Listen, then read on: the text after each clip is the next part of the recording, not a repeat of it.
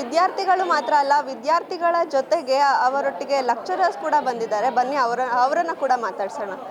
ನಮಸ್ತೆ ಮ್ಯಾಮ್. ನಮಸ್ತೆ ಮ್ಯಾಮ್, ನಿಮ್ಮ ಹೆಸರು? ಸುಮನ್ ಸತೀಶ್ ಅಂತ. ನಾನು Sharavati first grade college Konandur ಅಲ್ಲಿಂದ ಬಂದಿದ್ದೀನಿ. ಮಕ್ಕಳನ್ನ ಕರ್ಕೊಂಡು ಬಂದಿದ್ದೀನಿ. ನಾನು ಕಲ್ಚರಲ್ ಕೋಆರ್ಡಿನೇಟರ್ ಆಗಿದ್ದೀನಿ. ಮ್ಯಾಮ್, ನೀವು ಕಲ್ಚರಲ್ ಕೋಆರ್ಡಿನೇಟರ್ ಆಗಿರೋದ್ರಿಂದ ನಿಮ್ಗೊಂದು ಪ್ರಶ್ನೆ ಕೇಳ್ತೀನಿ. ಅಂದರೆ ಈಗ ಬೇರೆ ಯೂನಿವರ್ಸಿಟಿಯಲ್ಲೆಲ್ಲ ನೋಡಿದ್ರೆ ವೆಸ್ಟರ್ನ್ ಕಲ್ಚರ್ಗೆ ಜಾಸ್ತಿ ಪ್ರಿಫರೆನ್ಸ್ ಕೊಡ್ತಾರೆ. ಆದರೆ ಇಲ್ಲಿ ಸಹ್ಯಾದ್ರಿ ಉತ್ಸವದಲ್ಲಿ ಜಾಸ್ತಿ ಜನಪದ ನೃತ್ಯ ಆಗಿರ್ಬೋದು, ಸಾಂಸ್ಕೃತಿಕ ಕಲೆಗಳಿಗೆ ಹೆಚ್ಚಾಗಿ ಪ್ರಿಫರೆನ್ಸ್ನ ಕೊಡ್ತಿದ್ದಾರೆ.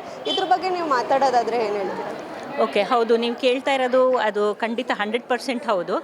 ಈಗ ಇದು ಮಲೆನಾಡು ಇನ್ನು ಈಗ ಸಿಟಿಯವರು ಕೂಡ ಈ ಹೆಚ್ಚು ಸಂಸ್ಕೃತಿಗೆ ಅವರ ಒಂದು ಅಭಿರುಚಿಯನ್ನು ವ್ಯಕ್ತಪಡಿಸ್ತಾ ಇದ್ದಾರೆ. ಸೊ ಈ ನಮ್ಮದು ಹಳೆ ಸಂಸ್ಕೃತಿ ಮಾಸಿ ಹೋಗಬಾರ್ದು ಅನ್ನೋ ಕಾರಣಕ್ಕೆ ಇದು ಸಹ್ಯಾದ್ರಿ ಉತ್ಸವ.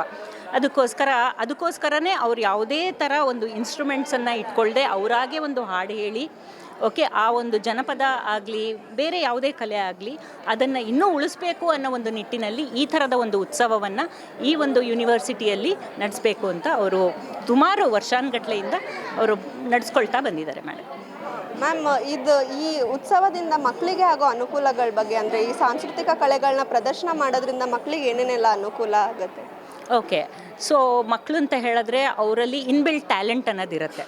ಅವರ ಒಂದು ಸ್ಕಿಲ್ಲನ್ನು ಟ್ಯಾಲೆಂಟನ್ನು ಅವರು ಎಕ್ಸಿಬಿಟ್ ಮಾಡಲಿಕ್ಕೋಸ್ಕರ ಈ ಥರದ ಒಂದು ಉತ್ಸವಗಳು ಕಾಂಪಿಟೇಷನ್ನು ಎಲ್ಲ ಯೂನಿವರ್ಸಿಟಿಯಲ್ಲೂ ಕೂಡ ಮಾಡಬೇಕು ಅಂದ್ಕೊಂಡು ಅಂತ ನನ್ನ ಒಂದು ಅಭಿಪ್ರಾಯ. ಎಷ್ಟೋ ಹಳ್ಳಿ ಇದರಲ್ಲಿ ಮಲೆನಾಡಾಗಲಿ ಬೇರೆ ತುಂಬ ಒಂದು 44 ಕಾಲೇಜಸ್ಗಳು ಬಂದಿದೆ.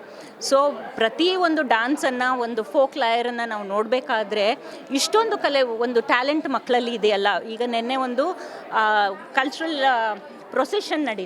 ಪ್ರೊಸೆಷನ್ ನಡೆದಾಗ ಆ ಮಕ್ಕಳು ಎಷ್ಟು ಎಂತೂಸಿಯಾಸ್ಟಿಕ್ ಇದ್ದರು. ಬಿಕಾಸ್ ಬರೀ ಓದು ಅದರಿಂದ ಸ್ವಲ್ಪ ಹೊರಗಡೆ ಬರ್ತಾರೆ.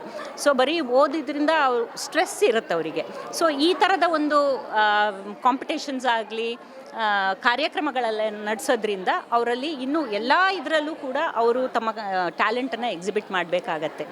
ಸೊ ಹೆಚ್ಚು ಒಂದೇ ಒಂದು ಲೈನಲ್ಲಿ ಹೇಳಬೇಕು ಅಂತ ಆದರೆ ಅವರ ಸ್ಕಿಲ್ಲನ್ನು ಎಕ್ಸಿಬಿಟ್ ಮಾಡ್ಕೊಳ್ಬೇಕು ಅಂತ ಇದ್ದರೆ ಇದೊಂದು ಒಳ್ಳೆ ಪ್ಲ್ಯಾಟ್ಫಾರ್ಮ್ ಅಂತ ನಾನು ಹೇಳಲಿಕ್ಕೆ ಇಷ್ಟಪಡ್ತೀನಿ.